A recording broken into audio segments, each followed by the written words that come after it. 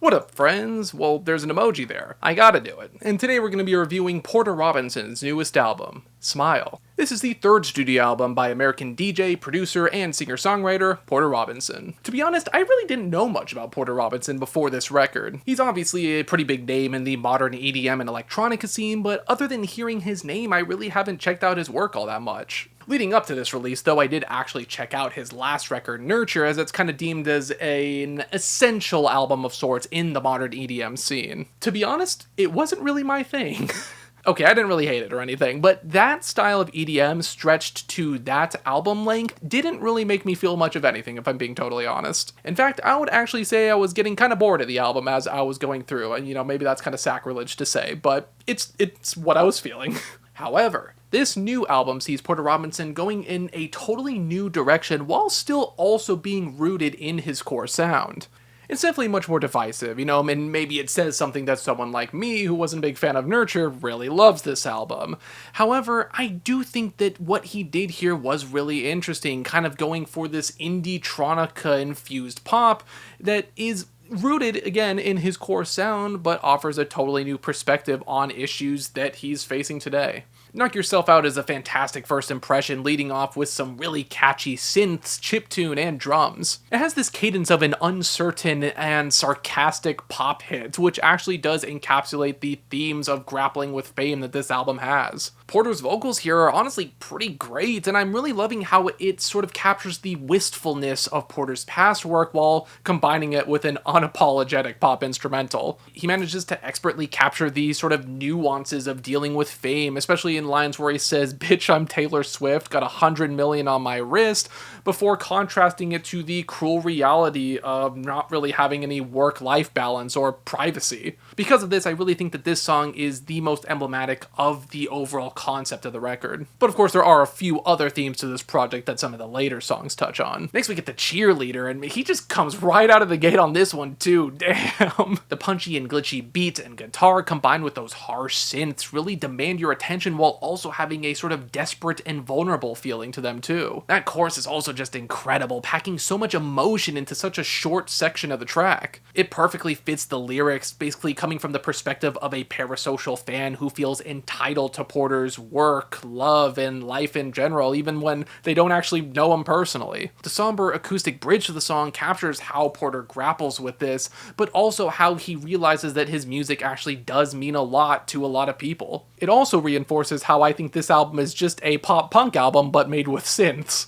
Russian Roulette comes next, and it is just non-stop bangers, bro. Every song is just so damn fun instrumentally. However, this song is also one of the darker songs on the project. It's almost like the instrumental and Porter's cadence here have laughably accepted that people and this world can be really shitty sometimes. In fact, the song largely talks about Porter's suicidal thoughts and how he fears basically being discarded for any minor mistake. In a way, it's also talking about the kind of volatile nature of fame and how people can just move on from him at a moment's notice and, there goes his fucking livelihood. He also discusses the idea of people becoming desensitized to, violence and just general unrest and other people's emotions and feelings, especially when you kind of talk about comments online and being anonymous.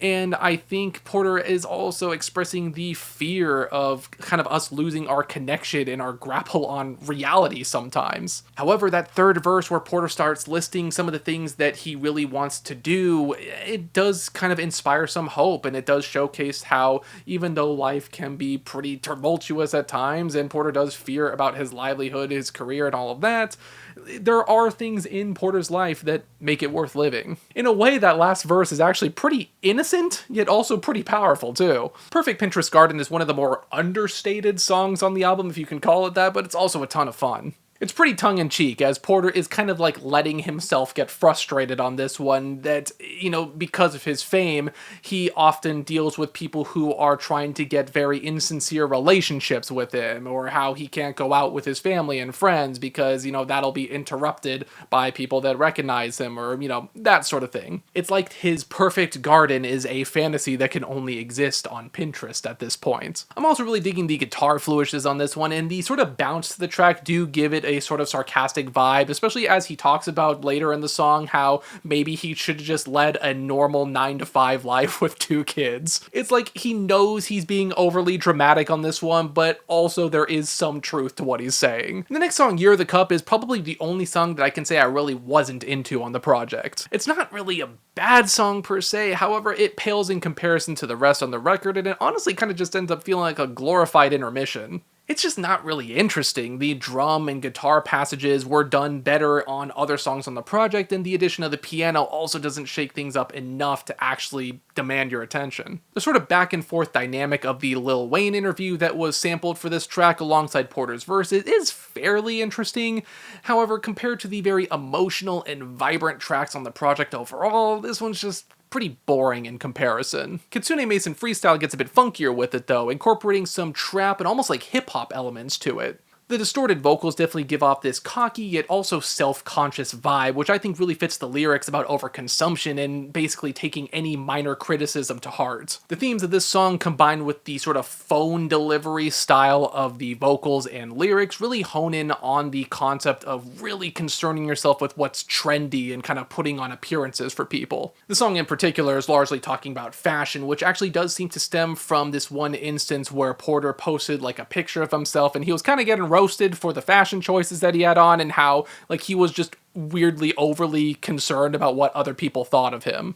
In this track, it seems like he is kind of maybe acknowledging or at least like kind of realizing that he might have overreacted to some of that. And I think the rising presence of the acoustic guitar as we get to the end of the song kind of highlight how the sort of focus on always being trendy and putting up appearances actually make you end up a bit inauthentic or can kind of mess up your psyche to the point where you don't really know what you like anymore. It's sort of like this endless pursuit of trends ends up becoming unnatural, and it ends up feeling pretty unsatisfying too, since you're not exactly true to yourself, you just want to, again, keep up appearances. Easier to Love You is one of the rare ballad moments on the project, and it's definitely one of those songs that feels pretty intimate and vulnerable compared to the very maximalist production style that the rest of these songs have. It first reads as a love song, kind of you're seeing your partner change in front of you. However, as the song progresses, you realize that this is a message from Porter's younger self to him now. It's basically his 17-year-old self kind of looking at how self-conscious Porter is today and trying to remind him that he wasn't like this back when he was a teen. He kind of viewed himself as more authentic. He did not care about what other people thought of him. He was just true to himself. It seems like Porter Robinson has gotten more self-conscious over time, and it's just kind of funny how, you know, as we age, we end up weirdly becoming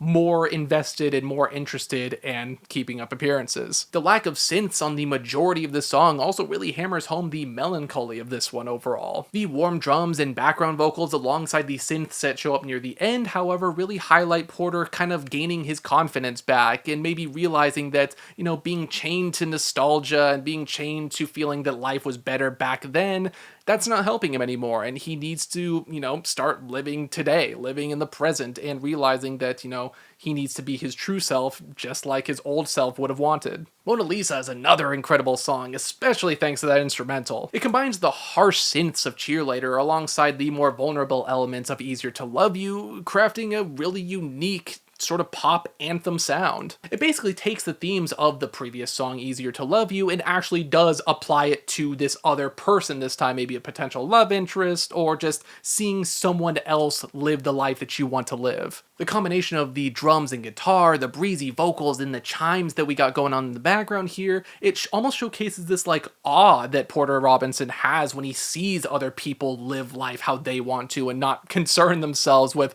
how everybody thinks of them. He seems like he's starting to kind of have an idea of how he wants to live true to himself and how it's okay to kind of look to other people for inspiration in how to be true to yourself and not care about what people think about you. We're going totally pop now on Is There No Happiness, combining a very snappy drum kit and a stuttering vocal sample to really hammer home the feelings of nostalgia and bittersweet feelings. The melodic vocals are super clean and sweet, but also have a undertone of sadness to them, especially as Porter is pretty much lamenting the fact that he can't recapture the feelings of his youth. In a way, this actually might be the saddest song on the project, really focusing on those themes of being shackled to nostalgia and not being able to capture the innocent joys that you once felt. This was touched on in Easier to Love You, but this song really focuses on it. The direct references to very personal things to Porter Robinson that remind him of this, like, I remember the family PC, there was snow in the hallways, gives the song a personal touch that makes it even more emotional.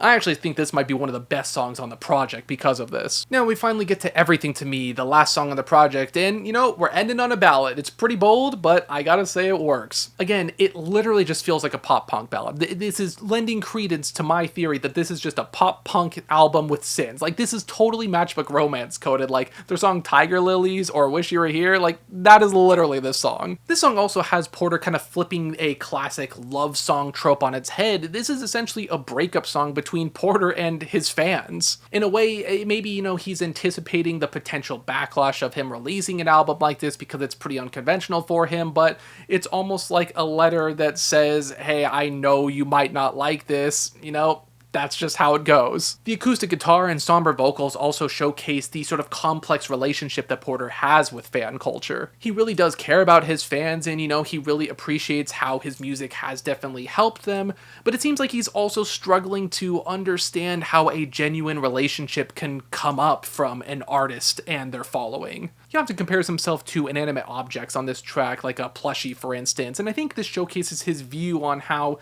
the relationship between an artist and their fans can be as fleeting as new toy syndrome. What a fantastic album from Porter Robinson, man. Like I said in the intro, this is definitely going to be a divisive one, and judging from the last song on the record, I think Porter knows this. As I said before, it might say something when someone like me who wasn't a fan of Nurture really loves this album. It's still electronic, it's still based in the root of his sound, however, the pop instrumentals and song structures I feel like are really going to make it or break it for some people. The unapologetic MySpace vibes of the project overall are definitely not going to land for everybody, and some people might even find it a bit corny. For me though, this is such a genuine, raw, and real album about feeling shackled to fame and nostalgia. To be honest, all of the corny elements of the project really lend credence and reinforce the personal aspects of this album. It makes the record feel more vulnerable and relatable. The instrumentals range from hard, fuzzy, and drowned in synths to surprisingly down-to-earth and intimate. The vocals are also very melodic and clean, and much better than the distorted ones that he had on his previous album, in my opinion. Year of the Cup was definitely a dull moment in the track listing though, and speaking of the track listing, I feel like the track order could have been rearranged a little bit to help the themes flow more cohesively.